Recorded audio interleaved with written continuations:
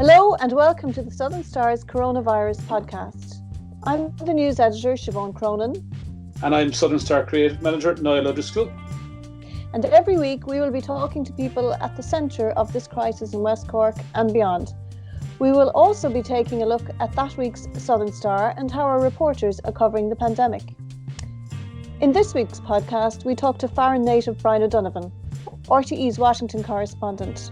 He tells us about life in the US for him and his family and how he's covering the COVID-19 crisis in the lead up to the presidential election.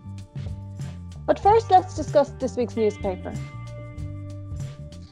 So, Siobhan, we've got a very interesting front page again this week. I don't know if you can all see it. It's in the shops and things at the moment. Some great stories again. Firstly, we're looking at the kind of coronavirus updates at the moment in West Cork. What's new or what's changed at the moment, or what are we noticing in the area? I suppose we're well into, I think we're 4 weeks of restrictions now at this stage and 2 weeks of the more restricted restrictions, if you want to call them that. Yeah. So we're just covering how people are coping with that at the moment and how the guards are kind of clamping down on people going outside their 2 kilometre zone. And we also have a lot of feel-good stories, but I suppose there's also other stories on the front page this week, and one of them is the very sad story of Cameron Blair, Yes, who was murdered there in January. And in court last week, his family gave some very emotional victim impact statements, and his mother described, being in the house without him and the injustice of what's happened to them as a family. And it was quite a detailed statement from her husband, and her other son. So we're covering that in quite a lot of detail inside as well. Yeah, it's a very sad story, and a story that's kind of felt all over West Cork, I think, really.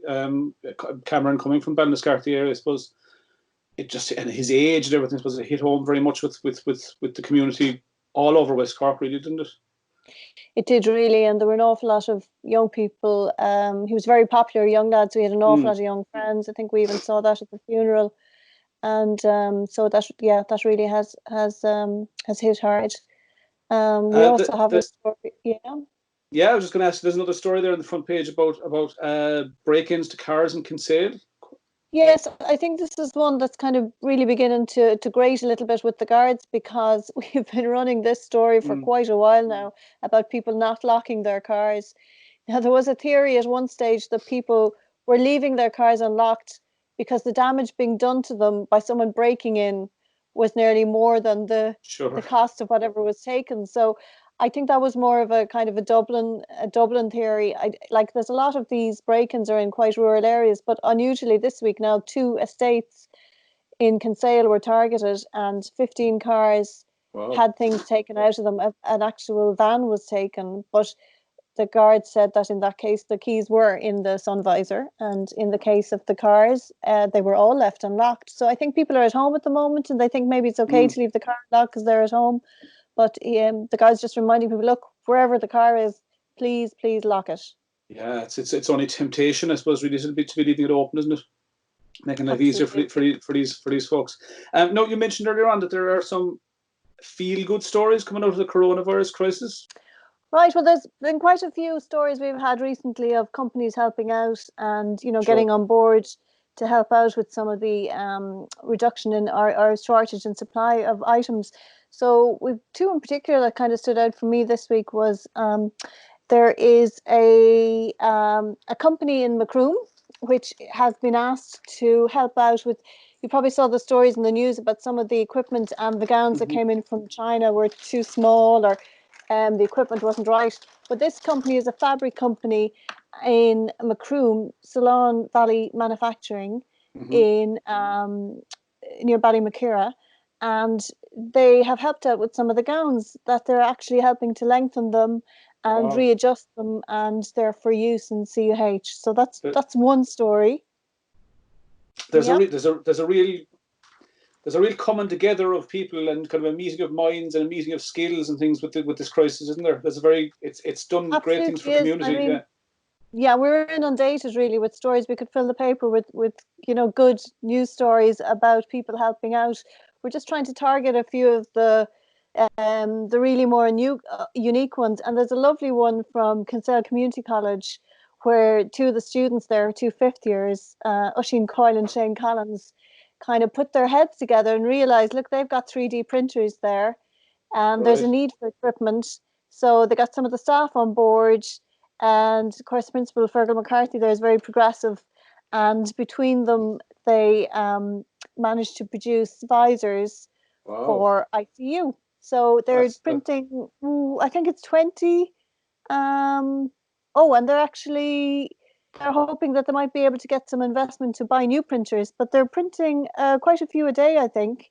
And they're obviously able then to supply the ICUs. So that's a lovely story, really. It's perhaps no surprise the school that's doing it with their history with the Young Scientists exhibition and their success in that and things. Yeah, they're very progressive school. Yeah, great school. Yeah. That's an amazing story. Tell me what's making it on the live section this week? Right, well, in our live section, we have a nice front page story this week with some very strong West Cork links. Breakthrough Cancer Research, which is a very well-known charity, does great work there into research into cancer. And there was a lady there from Drimoleague, and she was hoping, Lucy Fahy, she was hoping to do a run for them to raise funds. But of course, you know, you can't run too far these days, 2 kilometres and back over and back over and back. So what she's doing is she's asking people to get on board. And all you have to do is run, jog or walk 2 kilometres a day for 20 days, which is the equivalent of a marathon, before the end of April. And they're hoping to raise maybe 40,000 for the charity this way. And of course, that charity is linked in with the charity which was set up by Jerry O'Sullivan from Cora. So there's a very strong local link there. So that's a really good idea, I think. A way of getting around the 2 kilometre restriction for marathons. It's an incentive, I suppose, to get people out, but it's also a very achievable thing for even the most unfit of us out there, I think, isn't it? You know, 2 kilometres a day isn't that much.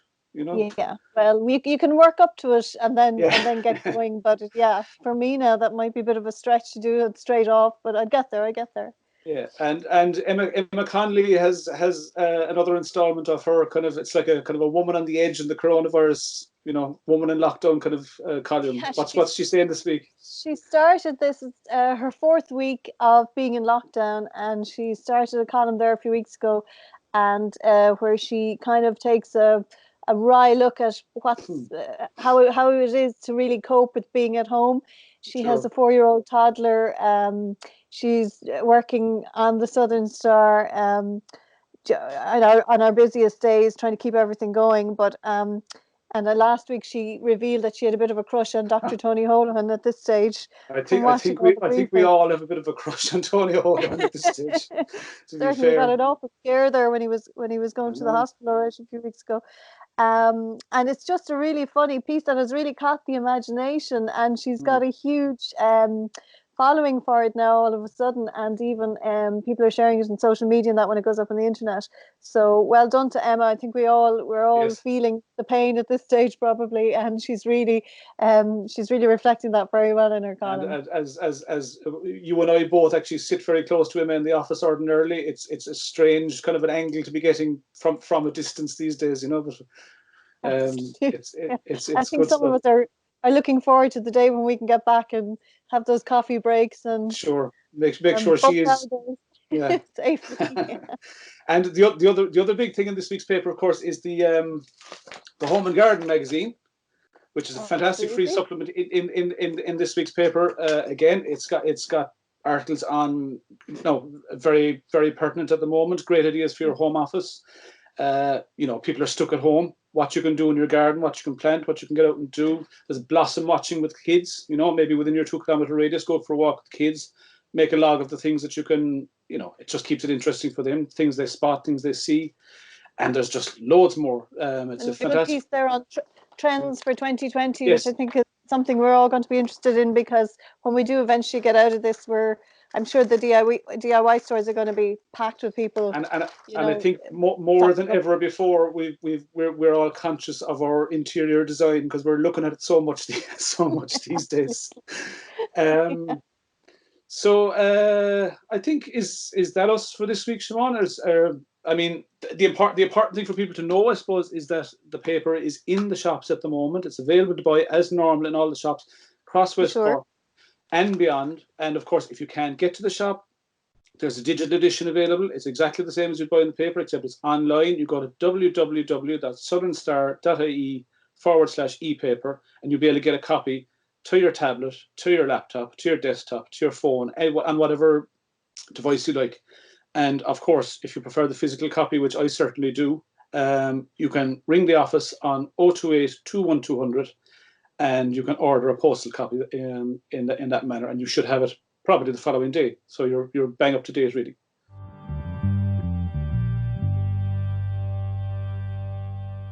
Brian O'Donovan from Farran on the outskirts of Cork City is RTE's Washington correspondent. He has been living in the political capital of the US with his family for the past 2 years. The past few weeks have been among the busiest in his career as the country grapples with the challenges of the coronavirus. He spoke to me about covering COVID-19 while keeping a close eye on the upcoming presidential election. So, Brian, tell me now, you're about just over 2 years in Washington now at this stage, I think. So can you take me back to the very first day when you reported for duty in the US, and how was that? Well, I remember the very first day. It was a terrible blizzard here. It was January 2018. All of the western, or rather the eastern coast of the US had very heavy snowstorms. So I flew into JFK. A connecting flight that I was supposed to get to Washington got cancelled. Everything was delayed because of the snow. I ended up having to get a very late night train. I didn't get into Washington until about 5 or 6 o'clock in the morning. And I just remember being in a bad place because I'd said goodbye to my wife and kids. They were still in Ireland and they were going to stay in Ireland for 6 months. They weren't going to join me until the June.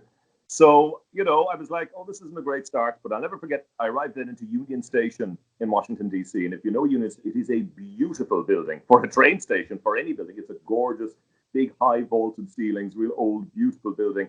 And you emerge out of Union Station, and I came out bleary-eyed at 5 o'clock in the morning, and staring you in the face is the Capitol building lit up on Capitol Hill. And it just looked amazing. And I felt better then. You know what I mean? It felt right. And I said, I'm here. This is fun. And it was hit the ground running. I remember that was I think it was late, kind of early hours of a Sunday morning. I think I arrived in, and I ended up working that day. And it's never stopped since. It's been a busy 2 years, but great fun.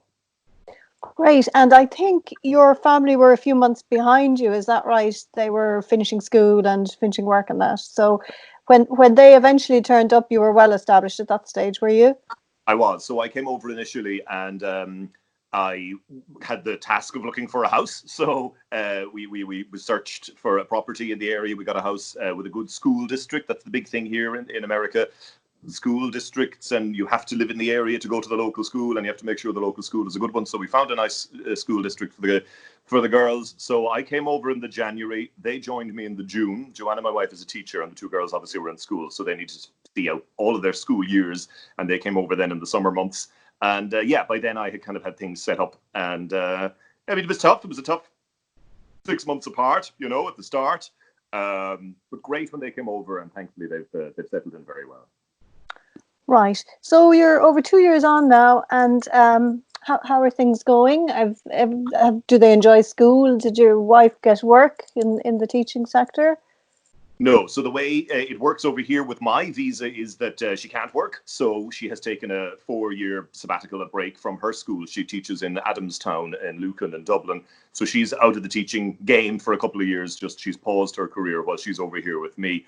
It's great, though, because she gets to spend a lot of time with the girls. She was there for them for the drop-off and the collect in school at the start, which is, of course, very important when they're transitioning to a new school and a new life and a new everything. Now, of course, we're in coronavirus lockdown, like the rest of the world. There hasn't been school here in Washington since about a month now. So Joanna is back teaching as a homeschooler. So she's now homeschooling the kids at home. I think she loves getting back into the teaching in that way. And we're very lucky that we have a teacher in the house to do the homeschooling, because, of course, there are many parents out there who've been landed with this task of homeschooling, and it can be tough, particularly when they're trying to balance their own jobs if they're working from home. Right, and now take me back to growing up in Farran. You're from there originally. What do you think it was in your upbringing that landed you as a foreign correspondent in the US? Can you see any trail there, any theme? Well, I can, I suppose. I mean, I always loved, when I was growing up, I loved the idea of being working in television or radio. I loved the idea of performing. I loved the live elements of TV and radio, which to this day remain my favorite part of the job. And I suppose from a performance perspective, growing up in Farran, we had a small little theatre group in the 1980s and 90s called the Muskerry Players, which operated out of Farran Hall. My dad was heavily involved in it. He used to do the set design. He used to direct. I think he even acted in it once. And me, my siblings and my friends, we would all take part. And there was lots of plays going on in Farran Hall and lots of theatrics and lots of performances. And I loved all that. I loved that side of it. And then I suppose as time went on and you get a bit older and got very into the news, very into current affairs. And I think then you can kind of combine the two in a television way, certainly, and in a radio way. There is an element of performance and all of that. But of course, you're dealing with facts, you're dealing with the news. So I think that definitely would have given me a good grounding growing up, certainly from the performance and presentation side of things. And would you ever have seen yourself emigrating, which in effect is what you've done, I suppose, really, even if it's only temporary? Would you have seen yourself leaving Cork, beautiful Cork? No, I mean, I would not say I'm someone with a huge travel bug. The travel bug, I think, would actually more have been my wife, Joanna. I know years ago when we were going out, we moved to China for a period of time. We taught English when we were in China back in 2005, and then we traveled around the world after that. Of the two of us, she would definitely be the more adventurous travel bug, type of person. And certainly when this opportunity arose in RTE, dream job for me, and I was absolutely delighted to go for it and to get it. But certainly Joanna was very supportive and loved the idea of traveling abroad and having a new challenge and somewhere new in a new country to live in. So you're well settled now, and you've landed yourself in America at a time where I suppose for a reporter it's almost a dream job in one sense, although you're covering one very, I suppose, quite dreary story, another quite exciting, and they're kind of coming together a little bit. You have COVID-19 and you have the upcoming presidential election. So how are you managing to balance those two major stories? I had an idea of what 2020 would look like. I thought it would be an election year and I'd be very busy traveling around the country, meeting lots of different people, going to lots of different rallies, going to lots of different campaign events, primary voting states. And I certainly did have a little bit of that at the start of the year. Traveled to Iowa, traveled out to various other places to meet with voters, to talk to people about the campaign. And then, wham, like the rest of the world, a month ago, everything shut down, everything ended. And now the story has become very, very different. I mean, we saw in recent days, Bernie Sanders pulled out of the running. So now we know it's going to be Joe Biden versus Donald Trump. But it's an election campaign like no other. We've never seen anything like this. Right now, there will be no public rallies. There'll be no big public gatherings. There may not even be in-person voting come November. So we have no idea what form that will take, what it will mean for the election. It's not clear at this stage who will benefit. Will it be good for Donald Trump? Will it be good for Joe Biden? We just don't know. We're in uncharted territory. I suppose on one level, I looked at the year thinking, well, that's it now. It's completely changed. It's not what I thought it would be. But in a way, it's also, I suppose you could say, because it's new and because it's so different, it's another challenge and it's exciting. So it's going to be interesting to see how it all plays out. I mean, on a day-to-day basis, Donald Trump gives a daily White House press briefing about the coronavirus, but it's also a chance for him to talk to the American people. I think that's put Joe Biden on the back foot. Joe Biden doesn't have that audience every evening where he gets to stand up at a podium in the White House and talk about himself effectively if he wants. He's trying other things. He's doing virtual campaigning. He's doing Skype calls. He's doing interviews from his basement. I think for him, he needs these lockdowns to be lifted. I think both would probably benefit from going back to a more traditional campaign. But as we know with coronavirus, nobody knows what's going to happen in the coming weeks and months. We're just going to have to wait and see. And I mean, is it too early to call what's going to happen in November? I would have said to you a couple of weeks back, if we were it was pretty clear we were looking at a Joe Biden, Donald Trump. I would have said because of the US economy, I would have given the edge to Donald Trump. The US economy doing so well, unemployment so low, everything looking so strong from an economic point of view. Donald Trump is also better at media performances and better at debating than Joe Biden. I think that's where Joe Biden falls down. Now that the American economy has been utterly decimated by the coronavirus, I think it's anybody's game. I think Donald Trump has lost the trump card of the economy is going to get me back into the White House, and he very much thought that. That's now gone. Now, the flip side is you could say coronavirus isn't his fault. People aren't going to blame him for that. But of course, there's a huge amount of focus on his handling of this. And there's been varying opinion polls over the last few weeks. Some opinion polls say that actually Donald Trump's gone up in approval, that some people agree with how he's doing on the coronavirus. Others show not so much. So we're in completely uncharted territory. It's a whole different ballgame. I wouldn't dare call the election, particularly when you consider how unusual and strange this campaign is going to be. Right. And tell me, for yourself now, covering it as a reporter, are you considered an essential worker? Can you get out and about, or are you happy to stay in lockdown? In theory, yes. I mean, I have a cameraman, Murray, and we head out and about to do a story. We are allowed to do that. We bring our press passes with us and we can show. I haven't been stopped yet here. From what I hear from Ireland, there seems to be more sort of stopping and asking, what's your business and why are you out about? I haven't heard that much of that here going on. But yes, we're most certainly in lockdown. Technology has allowed me to do a lot from home, no different to yourself, I'm sure. You're Skyping more, you're doing video calls more, you're doing more from home in a way that we didn't maybe think of before. But in theory, yes, if I needed to go out onto the street to interview people or to stand in front of the White House to do a live report or whatever, I am allowed to do that. Now we're taking precautions, masks, gloves, but then when you interview someone, interview them at a distance using a boom pole so that you're not in their face and that we respect social distancing. So it's very much changed the day-to-day work. And is the policy on this coming from RTE in Dublin? Because I do notice that the RTE reporters tend to interview people out of doors now as much as possible to keep that social distancing at a maximum. Or because we do get the impression here that America may be not in as much of a lockdown as we are. So, like, how are you being able to balance what your employers are suggesting and what's happening maybe with your colleagues over there who are working under different regimes? Yeah, no, I mean, certainly RT has issued its guidelines and its recommendations for social distancing, and they're the ones that we follow when we're out and about. But you're right on America being in less of a lockdown. As I mentioned earlier, I haven't heard that many reports of people being stopped and asked, where are you going? And then, of course, what's fascinating about America, and we're really seeing this now, is that it really is the United States. Individual states have the power. So the governor of New York can lock everything down. But a few weeks ago, the governor of Georgia decided to reopen all the beaches because the weather was nice. So different states have different rules. It's up to them. Donald Trump, if he wanted to, could come in on a federal level and, send in the military and shut everything down. He has resisted doing that. He doesn't want to do that. He's afraid it would cause a panic. So he's leaving it up to the individual governors and indeed individual mayors. So here in DC, because we're not technically a state, we're just a big city, we're a big district, it's the mayor that has all the power. And it's very interesting here at night. A few weeks ago, our phones beeped and it said, I'm the mayor and I'm officially ordering all businesses to shut down. And you get these automated phone calls on your phone. You pick up the phone and it'll say, hello, Mayor Muriel Bowser here, just to advise you, everything's shut down, everything's closed, don't go out. So that's the interesting thing here. You see it very much on a more localized state by state, city by city level. And do you feel safe yourself going about your work, Brian, given that it's not, the restrictions aren't as tight as they would be back home?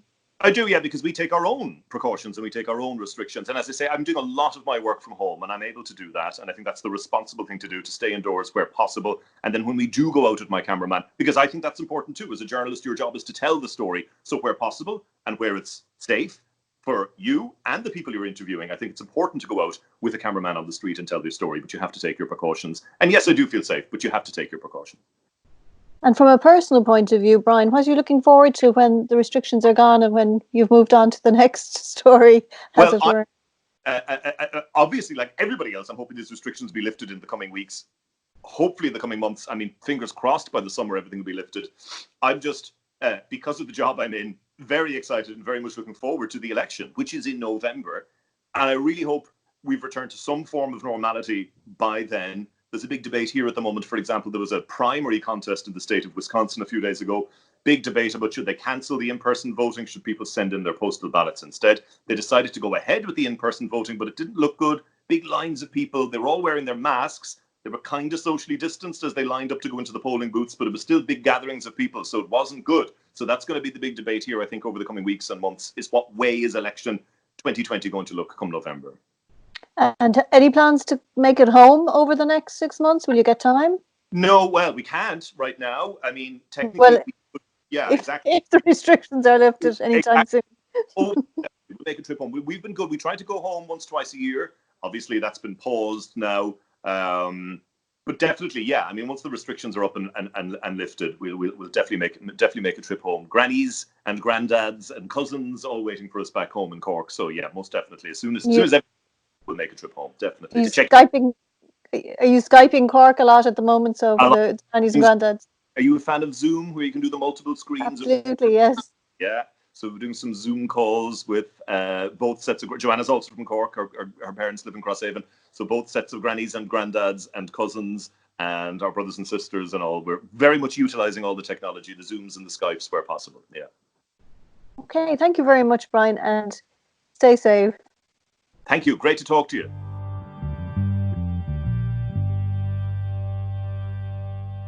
Thanks for listening to the Southern Star Coronavirus podcast. Don't forget to like, share, and subscribe to our podcast, which is available on iTunes, Spotify, YouTube, Acast, Stitcher, or wherever you get your podcasts.